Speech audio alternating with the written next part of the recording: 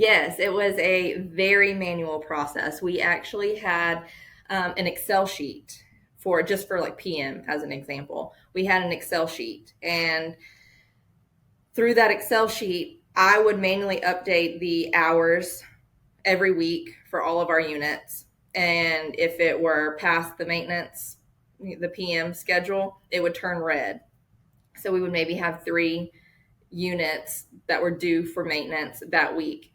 And then I would have to communicate that with our warehouse manager to get the forklifts to the shop, and then the shop would have to fix it from there.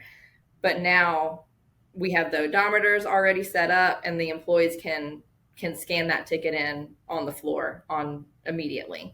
There's no lag. I wouldn't get that information 3 4 days after the work order should have been submitted. So there was definitely a lag with our previous process, and this ToolSense has really sped that whole process up. So would you say also that the downtime maybe got reduced even?